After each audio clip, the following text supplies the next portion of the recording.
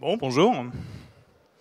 Donc, je vais vous présenter la génération et l'exploitation de traces. Donc, dans un domaine un peu particulier, vu qu'on va parler de génération de traces, non seulement de l'exécution, mais aussi des accès mémoire. Donc, avoir une petite introduction. Donc, qui je suis? Je suis un étudiant en dernière année à l'ENS Cachan, Antenne de Bretagne. J'étudie les protections logicielles depuis 6 ans maintenant et je participe à des CTF.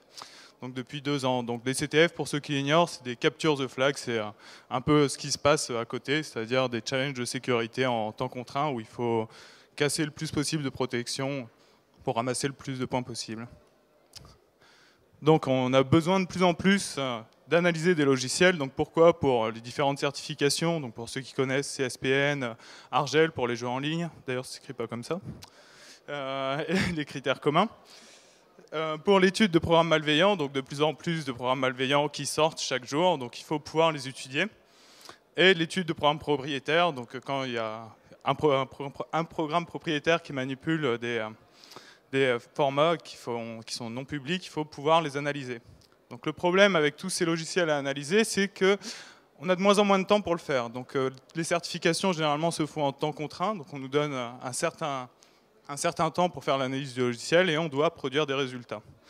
Donc, pareil pour les logiciels malveillants, il y en a de plus en plus. Il faut les analyser rapidement, trouver rapidement des contre-mesures. Donc pour ça, on a besoin d'automatisation. Donc ce que nous allons voir, c'est comment déterminer de façon automatique l'origine d'une donnée. Donc vous avez une donnée qui est manipulée par un programme à un certain moment. Vous aimeriez bien savoir d'où elle vient et à quoi elle va servir. Donc comment on va faire ça? On va générer des traces d'exécution du programme et les accès mémoire qui sont effectués par ce programme, ainsi que les accès aux fichiers, aux ressources externes, etc. Tout ça va être enregistré dans un fichier. Et ensuite, le programme va être exécuté, mais à l'envers, donc en partant de la fin, pour repartir jusqu'au début. Et ça va nous permettre, en colorant certaines données, colorant bien sûr pas avec de la peinture, mais en signalant quelques données au programme, il va pouvoir être capable de vous dire cette donnée-là, qui vient de tel fichier, en fait, elle a été traitée par le programme, mais au départ, ça venait de tel autre fichier ou de telle donnée réseau. Donc, les applications à ce type d'études, donc la remontée, la coloration inverse de données. Donc, c'est pour la recherche et la classification de vulnérabilité. Par exemple, si vous faisiez un programme, c'est-à-dire que vous lui envoyez des données plus ou moins aléatoires, avec des formats en respectant plus ou moins le format, à un moment, vous arriverez à le faire crasher. Ce que vous aimeriez bien savoir, c'est maintenant si vous êtes juste capable de le faire crasher ou si vous pouvez faire quelque chose en plus, comme exécuter votre propre code, injecter du code, injecter des commandes, pouvoir manipuler le programme. Donc ça peut être fait par la coloration inverse des données. Vous colorez les données qui ont servi à écraser le pointeur d'exécution courant du programme, et vous pouvez remonter ces données pour savoir si elles proviennent soit du programme, et à ce moment-là, vous n'y avez pas accès, vous ne pouvez pas les modifier, tout ce que vous pouvez faire, c'est crasher le programme, ou si elles viennent de données extérieures que vous pouvez manipuler, et à ce moment-là, vous pouvez continuer un peu votre recherche pour voir si la faille est exploitable ou non. Ça peut servir aussi dans la recherche de trappes dans les logiciels cryptographiques. Ça a l'air un peu aberrant de dire ça, on se dit les logiciels cryptographiques sont sûrs, ils ont été faits pour ça, seulement dans les évaluations qui ont été faites par exemple par la France sur certaines applications cryptographiques, on s'est rendu compte que l'éditeur du programme avait ajouté une fonctionnalité à son programme. Quand vous essayez de chiffrer un fichier, il ajoutait la clé qui avait servi au chiffrement à la fin du fichier, chiffré avec une clé asymétrique dont l'éditeur avait la clé privée. Ça voulait dire qu'en fait, l'éditeur pouvait déchiffrer n'importe quel fichier qui était chiffré avec son logiciel. Bon, ce qui est gênant si c'est utilisé par des militaires, etc. Donc, si vous arrivez à teinter les données du fichier chiffré, si vous êtes capable de dire les données chiffrées du programme proviennent du fichier original et de la clé et de rien d'autre, bon, c'est qu'a priori, vous avez un programme cryptographique qui est sûr et qui ne fait pas n'importe quoi. Si par contre, vous voyez que ça dépend de données qui sont contenues dans le logiciel, ça devient un peu plus inquiétant.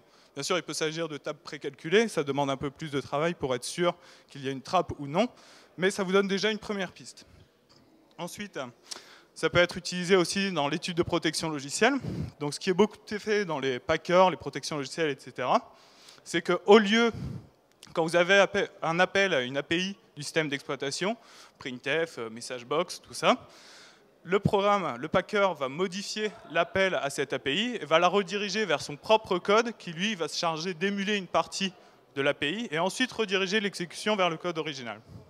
Bon, ce que vous pouvez faire en colorant les données, vous savez qu'ici il y a un appel à une API, vous ne savez pas laquelle, mais vous aimeriez bien savoir d'où vient le code qui a été généré, par quelle fonction il a été généré. Donc en colorant le code de cette fonction et en retrouvant ses origines, vous pouvez facilement identifier les fonctions qui ont servi à générer le code et donc vous pouvez commencer votre étude de façon bien plus rapide. Donc l'environnement que nous considérons, c'est les programmes potentiellement protégés contre l'analyse. Donc on ne peut faire aucune hypothèse sur le fonctionnement du programme a priori.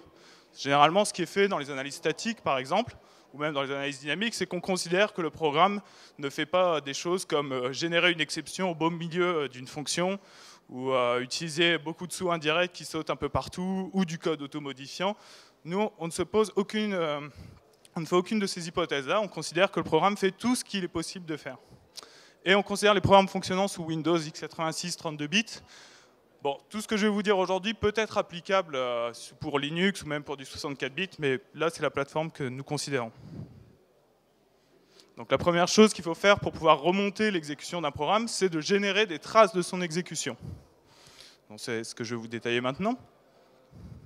Donc pour générer des traces, il y a déjà des outils qui existent. Par exemple, QEMU, l'émulateur, est capable de générer des traces. Il va vous générer un gros fichier de log vous disant que telle instruction a été exécutée, voilà la valeur des registres, et il va passer à l'exécution, à l'instruction d'après. Vous avez GDB qui, depuis sa version 7, est capable de générer aussi des traces qu'il peut remonter, donc reverse debugging, etc.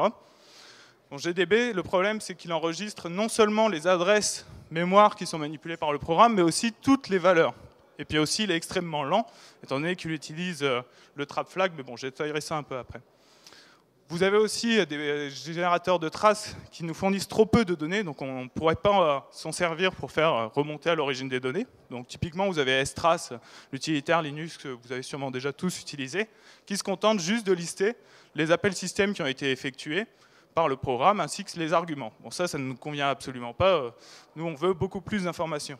Vous avez aussi énormément de programmes qui se contentent d'enregistrer la trace d'exécution. Donc vous savez que ça sert aussi beaucoup, mais ce n'est pas assez pour ce qu'on veut faire. Nous, ce qu'on veut avoir, c'est l'ensemble des accès mémoire. Enfin, vous avez des équipes qui, en voulant générer des traces, font trop d'hypothèses sur le comportement du programme. Donc c'est une équipe de l'INRIA, il me semble, qui fait de l'analyse statique sur le code pour minimiser les traces. Seulement, l'analyse statique, ça ne marche pas en fait. Le code x86, les instructions x86 sont bien trop complexes. Elles peuvent générer des exceptions à tout moment, à l'aide des debug registers, à l'aide d'instructions invalides. Il peut y avoir du code automodifiant. L'analyse statique ne marche absolument pas sur le code x86. Bon, sur les applications légitimes, oui, mais à ce moment-là, ça demande de faire plusieurs hypothèses, ce qu'on s'est interdit au début de notre étude. Donc, on va devoir développer notre propre solution pour générer des traces. Donc la première chose qu'il faut faire pour générer des traces, c'est de prendre le contrôle du programme. Alors comment? Alors soit on utilise des interfaces de débogage usuelles, donc sous Windows, par exemple debug active process ou create process avec le flag debug this process, ou sous Linux avec ptrace. Le problème, c'est que c'est beaucoup trop lent. Donc sous l'architecture x86, pour exécuter une instruction, ce qu'on fait, c'est qu'on arme le trap flag, donc un flag du processeur. Le processeur va exécuter une instruction, lever une exception, qui va être récupérée par le système d'exploitation, qui va être ensuite redirigée vers le programme qui débug le deuxième programme, qui va décider de l'exécution suivante. Et bon, c'est extrêmement lent, il y a beaucoup trop d'instructions qui sont exécutées pour chaque instruction. Ensuite, il y a l'émulation, QEMU, qui permet de faire des choses très sympathiques, qui a été beaucoup utilisée. Seulement, nous avons des choses qui sont trop bas niveau. QEMU nous donne l'exécution de tous les processus, de l'intégralité du système. On n'a pas une très bonne vue au niveau du programme. On a une bonne vue d'ensemble de l'ensemble du système, mais nous, ce n'est pas ce qu'on veut. On s'intéresse à un seul programme. Bon, la dernière solution qui nous reste, c'est l'instrumentation. L'instrumentation, c'est assez proche de l'émulation et ça devient de plus en plus difficile de faire une frontière assez nette entre les deux, vu que les uns prennent des optimisations de l'autre. Donc l'instrumentation, ça consiste en fait, non pas comme l'émulation à réécrire le code, mais à insérer du code entre les différentes instructions. Bon, c'est relativement rapide étant donné qu'on ne passe pas par une représentation intermédiaire des instructions comme les émulateurs. On ajoute juste des instructions. Donc c'est relativement rapide et généralement ça s'attache à un unique processus. On n'instrumente pas l'ensemble du système. Bon, même si c'est possible, mais ça a été fait d'ailleurs à la Black Hat pour détection de rootkit, enfin bon. Donc l'instrumentation dynamique de code, ça consiste en quoi? On prend le contrôle du flow d'exécution, donc à l'aide de hooks.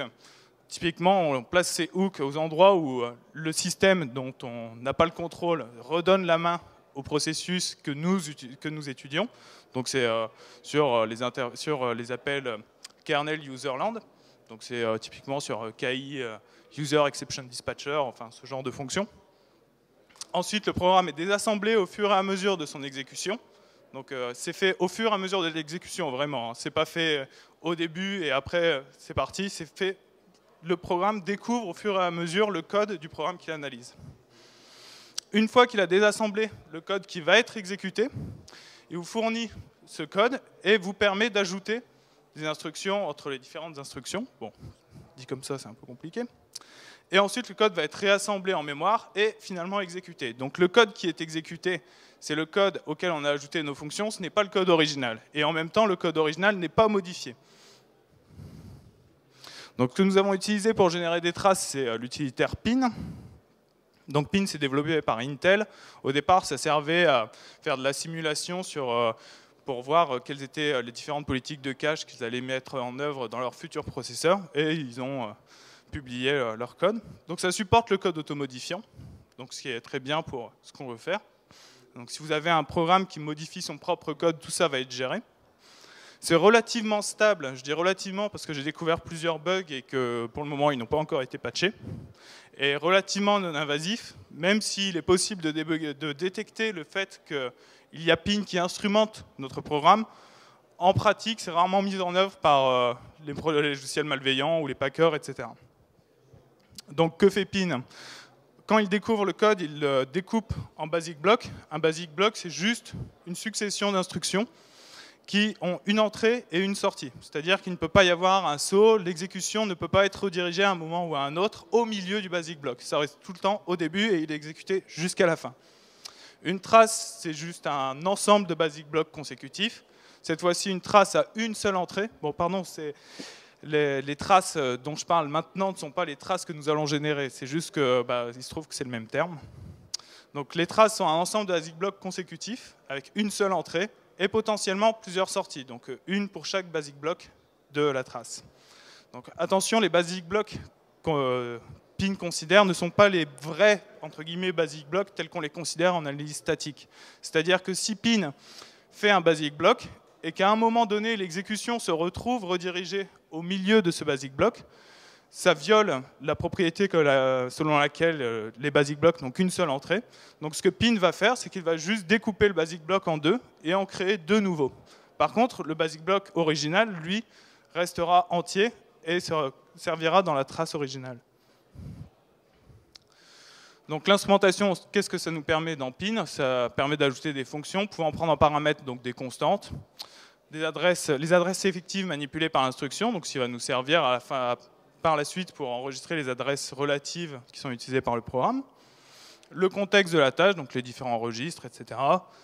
Et des informations sur l'instruction courante. Par exemple, est-ce qu'elle est susceptible de générer une exception? Est-ce qu'elle manipule la mémoire? Est-ce que, je ne sais pas moi, est-ce qu'elle manipule les flags? Tous ces genres de choses. Donc une dernière chose qui va nous servir à générer des traces, c'est les Fast Buffering API de PIN. Donc c'est des API qui permettent de générer facilement des traces. Cette fois-ci, les traces telles qu'on les considère et non les traces de PIN. Bon, je suis désolé pour ce micmac de termes, c'est comme ça. Donc le problème, c'est que ces traces sont peut-être générées rapidement, mais le problème, c'est que les éléments qui vont être mis dans cette pile de données sont de taille constante. Il n'y a qu'un buffer par tâche, enfin, il ne peut pas y avoir de buffer global au processus. Chaque différente thread, chaque différente tâche a sa propre pile. Et enfin, lorsque le buffer ou la pile est plein, PIN appelle une fonction définie par l'utilisateur, donc qui va nous permettre en gros de faire un pré-traitement sur les traces avant de les enregistrer sur le disque. Donc maintenant, on va passer vraiment à la génération de traces à proprement parler. La première chose qu'on va devoir enregistrer, c'est le flow de contrôle, les différentes instructions qui ont été exécutées. Donc comment on va faire? Pendant l'instrumentation, pendant que Pin va découvrir le code et va nous permettre d'ajouter notre propre code, on va identifier les différents basic blocks avec un identifiant unique. Et à l'exécution de ces basic blocks, on va enregistrer cet identifiant. Donc, ce qui va nous permettre d'avoir une suite d'identifiants qui vont permettre de remonter aux différents basic blocks et ainsi pouvoir remonter l'exécution par la suite. On a aussi besoin de données, supplémentaires parce que les basic blocks, ça ne suffit pas. Certaines instructions dans x86 ont des comportements particuliers suivant la valeur de certains registres. Par exemple, vous avez l'instruction MOVNZ qui va affecter à un registre ou une case mémoire une valeur seulement si tel registre vaut telle valeur, seulement si tel flag est armé ou non. Donc il nous faut absolument enregistrer la valeur des flags pour ces instructions-ci, parce que sinon on ne peut pas savoir si l'instruction a eu un effet ou non sur la mémoire ou sur les registres. Il y a aussi les compteurs des string instructions, donc repmovb, repne, scasb, toutes ces instructions qui manipulent ESI et EDI. En fait, ces instructions peuvent, si elles sont précédées d'un préfixe rep, repne ou repe, sont exécutées un certain nombre de fois, et ce nombre de fois est conditionné par la valeur des flags et par un registre ECX. Donc, pour connaître le nombre de fois que ces instructions ont été exécutées et ainsi pouvoir avoir des traces qui soient cohérentes, il faut qu'on enregistre les différents registres qui sont utilisés par les instructions au moment de l'exécution de l'instruction. Enfin, une dernière chose, il faut absolument aussi enregistrer les changements de contexte. Quand vous avez une exception, si par exemple vous essayez de remonter à une donnée et qu'à un moment donné, cette donnée se retrouve dans un registre, s'il y a une exception, cette donnée va se retrouver dans la pile et le registre qui au départ contenait cette donnée va contenir complètement autre chose. Donc si on veut faire un suivi des données qui soit cohérent, il faut absolument aussi enregistrer les différents moments où il y a eu des exceptions ainsi que les endroits, les emplacements mémoire où ont été sauvegardés les registres qui étaient manipulés au moment de l'exception. Donc maintenant on arrive à l'enregistrement des accès mémoire. Donc pas besoin d'enregistrer bien sûr les adresses mémoire lorsque l'adresse est constante. À ce moment-là, elle se retrouve directement dans le code. Par contre, on a un problème lorsqu'elle est relative à des registres. Ici, vous avez deux instructions, donc mov EAX, EAX plus CX x 4 plus bad coffee. Bon, ici, c'est l'adresse qui va être accédée par cette instruction. Elle va dépendre de la valeur de EAX et de ECX. Donc on ne peut pas connaître sa valeur a priori. Donc, il va falloir instrumenter le code de façon à enregistrer ces différentes adresses à l'exécution. Juste en dessous, vous avez un accès mémoire qui pourrait sembler constant, étant donné que c'est 0, l'adresse. Seulement, le segment qui est utilisé, fs, va changer pour chacune des tâches du processus. Donc, l'adresse qui peut sembler constante, en fait, ne l'est pas. Donc, il va falloir aussi enregistrer cette adresse lors de l'exécution de l'instruction. Donc, comment faire ça? Je vous avais dit, l'analyse statique du code, ça ne marche pas, c'est impossible pour optimiser ces enregistrements. Parce qu'on pourrait se dire, étant donné que généralement, quand on fait des accès mémoire, c'est par rapport, relatif à un registre. Généralement, ce registre sert juste après pour faire d'autres accès. Donc, en enregistrant juste une fois la valeur du registre, on retrouve tous les accès mémoire qui sont faits après. Bon, seulement, ça ne marche pas parce que ça demande de faire quelques hypothèses sur le code, ce qui n'est pas possible. On peut faire des suivis des registres lors de l'exécution et dire, bon, il y a tel registre qui à tel endroit est utilisé pour accéder à la mémoire. Je vais le marquer comme intéressant, et si à un moment il est écrasé, bon, je l'enregistre. Comme ça, je l'aurai enregistré qu'une fois entre la première fois où il a été utilisé et le moment où il a été écrasé. Et s'il a servi plusieurs fois pour accéder à des adresses mémoire, tant mieux, j'aurais fait qu'un seul enregistrement au lieu de plusieurs. Bon, seulement ça, pour faire ça, c'est extrêmement lourd. Il faut à chaque instruction vérifier si elle n'écrase pas un registre, vérifier si le registre n'était pas marqué. C'est très très lourd. Donc finalement, il nous reste l'approche brutale, donc enregistrer toutes les adresses à chaque fois qu'il y a une adresse relative, et finalement, c'est celle-là qu'on va utiliser. Ça reste relativement acceptable si on utilise du double buffering, donc dès qu'un buffer est plein, on le passe à une tâche qui va se charger de le compresser et l'enregistrer, et directement, on passe un nouveau buffer qui, lui, est libre à la tâche qui se charge d'enregistrer l'adresse relative. On a encore une dernière chose à enregistrer. C'est les accès aux fichiers, aux réseaux, aux registres, etc. Donc pour faire ça, sous Windows, on récupère les numéros des appels système à l'exécution. Donc pour ça, il suffit de juste parser ntdll, c'est pas bien compliqué. Ensuite, on instrumente sycenter et int2d qui permettent de faire des appels système. Et à partir de là, on sait quand est-ce qu'il y a eu des appels système et on peut enregistrer les différents paramètres. Donc par exemple, pour un fichier, typiquement, l'offset auquel il a accédé, le nombre de bytes qui sont lus, enfin d'octets, on est en France, et si l'appel a échoué ou non. Bon, ça a l'air simple dit comme ça, mais en fait c'est bien plus complexe que ça, parce que l'API Windows par exemple, quand vous voulez vous connecter à un serveur pour télécharger des données, sous Linux vous faites un appel système connect et read et c'est fini. Seulement sous Windows ça passe par des API qui sont plus génériques et donc plus complexes et qui peuvent être asynchrones, c'est-à-dire qu'ils vont utiliser des mutex pour après vérifier que pour avoir le nombre de bytes qui sont lus, etc. Bref, c'est pas si simple que ça. Enfin, on a un dernier problème, c'est le cas des processus multitâches. Comme je vous l'ai dit, sous pin, on a une pile par tâche. Donc, c'est très bien, ça permet de faire du code rapide. Seulement, le problème, c'est comment on fait pour synchroniser ces différentes piles de données. Parce que si vous avez deux tâches qui accèdent à la même adresse mémoire, ce serait bien de savoir laquelle la modifier la première, parce que sinon, on ne va pas pouvoir remonter ces traces pour remonter à l'origine de la donnée. Donc, ce qu'on fait, c'est qu'on force l'exécution du processus sur un unique cœur du processeur, même s'il y en a plusieurs. Au début de chaque trace, donc trace entre guillemets parce que c'est les traces de pin, donc l'ensemble de basic block, et non les traces que nous générons.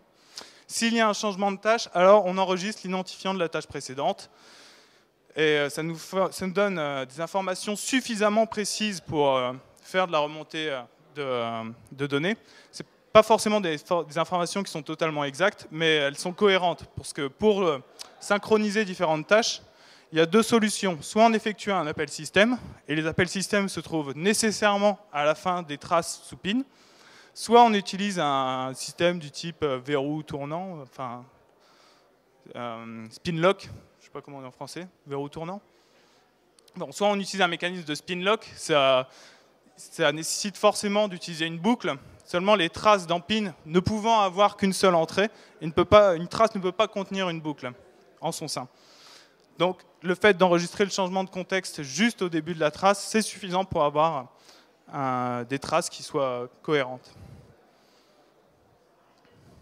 Donc maintenant, on va voir comment remonter les traces pour remonter à l'origine de nos données. Donc pour colorer les données, vous avez plusieurs possibilités. Dans le cas de l'application cryptographique, eh bien, qui chiffre un fichier, eh bien, vous décidez que tel fichier, ces données seront colorées au moment de la remontée de l'exécution. Si c'est, par exemple, si vous essayez de savoir si une faille est exploitable et qu'à un moment IP est écrasé, vous teintez la valeur de IP. Vous pouvez aussi teinter la mémoire. Bref, vous pouvez teinter ce que vous voulez à n'importe quel moment. Et le programme va se charger de vous dire d'où viennent ces données. Bon, maintenant que vous avez teinté vos données au départ, il va falloir propager la couleur au fur et à mesure de la remontée de l'exécution du programme. Donc le problème, c'est que en x86, on a à peu près 900 instructions. Ça dépend de comment on compte. Est-ce qu'on compte les instructions qui sont privilégiées ou non? Est-ce qu'on compte les instructions de virtualisation? Est-ce qu'on compte les instructions typiques d'AMD ou seulement celles d'Intel? Bon, en gros, c'est 900 instructions. Seulement, ces instructions, elles ne sont pas simples. Il y en a des complexes, par exemple. Je ne sais pas si vous pouvez me dire ce que fait l'instruction que j'ai mis là. Bon, en tout cas, j'en sais rien. Et je n'ai pas envie de le savoir. Le problème aussi, c'est les registres de taille variable. Donc, on peut manipuler soit une partie d'un registre, soit le registre en son intégralité. Et à ce moment-là, ça devient compliqué de déterminer comment on propage la couleur. Est-ce qu'on essaye de faire quelque chose de précis ou non? Et si on essaye de faire quelque chose de précis, est-ce que c'est possible? Ou alors est-ce qu'à un moment donné, ça va plus être possible? Enfin, on peut avoir des opérateurs de taille différente. Donc, par exemple, ici, toute la partie haute de AX va dépendre de juste un bit de AL. Donc, comment on propage la couleur dans ces cas-là? Alors, la solution, c'est XZ. XZ, c'est un désassembleur qui a été écrit par Intel, pardon, et qui est extrêmement complet. Il va vous dire pour n'importe quelle instruction, même les non documentées, même celles que Intel ne documente pas, XZ va vous dire à quoi elles servent. Donc c'est un peu paradoxal, mais c'est pas mal. Donc il va vous dire toutes les différentes opérandes qui sont manipulées par l'instruction, même celles qui sont entre guillemets cachées. Il va vous dire quelles sont leurs tailles, comment elles sont, si elles sont lues, si elles sont écrites, si elles sont lues et écrites, si l'instruction modifie les registres, si l'instruction modifie les flags, tout toutes les informations dont vous pouvez rêver pour faire sur une instruction. Et pour la propagation de la couleur, ce qu'on va faire, c'est qu'on va utiliser encore une fois une approche brutale, mais qui marche très bien. C'est, on va dire, tout ce qui est écrit par une instruction dépend de tout ce qui est lu. Bon, en général, c'est vrai, parfois c'est faux, mais ça fonctionne souvent très bien. Le risque, ce serait de faire une surcoloration, parce qu'en disant ça, on pourrait se dire, bah oui, mais à ce moment-là, on va, à la fin de la remontée de l'exécution, on va avoir toute la mémoire qui va être de toutes les couleurs, et on ne va pas être beaucoup avancé. Mais au final, non. Étant donné que les informations qui sont manipulées par une instruction, même si elles ne sont pas exactement dépendantes, étant donné qu'elles sont manipulées à peu près au même endroit, généralement, ça ne pose pas de problème. Et dans les expérimentations qui ont été faites, on n'a pas vu de surcoloration à la fin de la remontée de l'exécution. Ce qu'il y a de bien aussi, c'est qu'on n'a pas de perte d'informations. En disant ça, on fait une surapproximation, mais en tout cas, on ne perd pas d'informations. Et enfin, on écrit des règles spécifiques pour une petite dizaine d'instructions, typiquement celles qui demandaient d'enregistrer des informations supplémentaires, donc les instructions conditionnelles, les instructions qui manipulent, qui utilisent les préfixes rep, repne, etc. D'autres instructions. Voilà. Donc est-ce que vous avez des questions? C'est un peu brutal comme fin, j'avais prévu de vous mettre des jolis graphes pour illustrer tout ça, mais je les ai oubliés au boulot.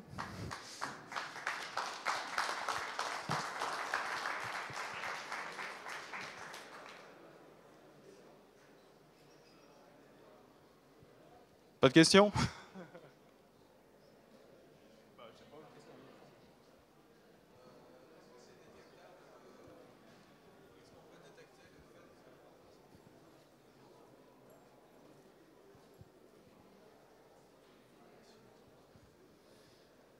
Est-ce que c'est détectable le fait que justement le programme soit tracé? Est-ce qu'un virus peut voir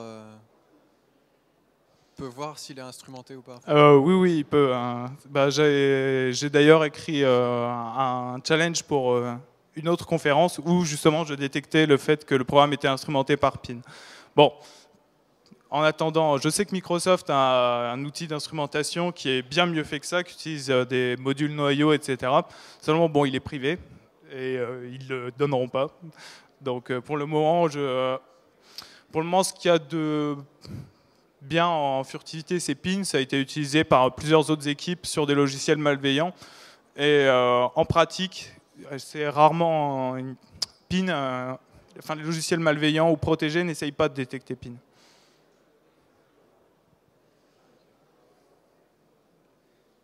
Pas d'autres questions?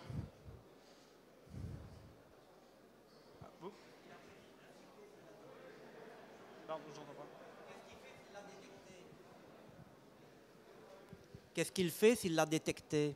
Mon programme, ce qu'il fait, il crache, tout simplement. Enfin, il crache, mais pas tout de suite, parce que sinon ce serait un peu simple. On pourrait se dire, tiens, il a craché là, donc le test a été fait un peu avant, donc il crache, mais après. Le virus qui crache, ça? Le virus ou n'importe quoi. Il peut cracher, il peut afficher un petit message, ah, je vous ai détecté, il fait ce qu'il veut.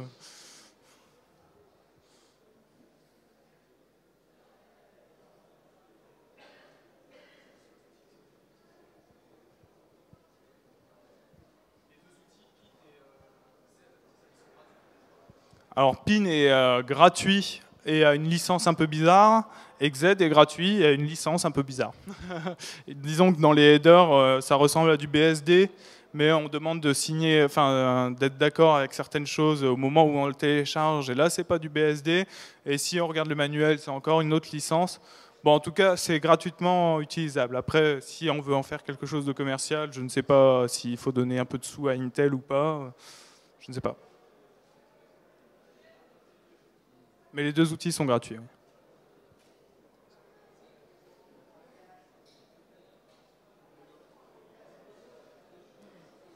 Existe-t-il des logiciels qui utilisent PIN et XZ actuellement? Logiciels commerciaux ou non commerciaux? Des logiciels qui utilisent XZ, oui, il y en a un, c'est PIN. Non, sinon, PIN est utilisé, oui, il est compris, ainsi que XZ est compris dans plusieurs packs de développement qui sont vendus par Intel. PIN a été utilisé dans plusieurs travaux faits par plusieurs universités, plusieurs équipes, donc pour faire du data tainting, mais cette fois-ci pas en remontant l'exécution, mais directement lors de l'exécution. Ça a été utilisé aussi pour faire du hardening de logiciels. Donc ça vérifie à l'exécution s'il ne fait pas des choses suspectes. Oui, Pin, c'est pas mal utilisé.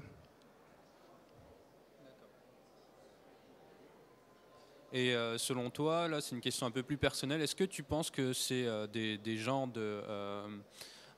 c'est des recherches qui vont être de plus en plus implémentées durant la recherche, des recherches malveillantes ou des recherches sur des logiciels malveillants, l'instrumentation?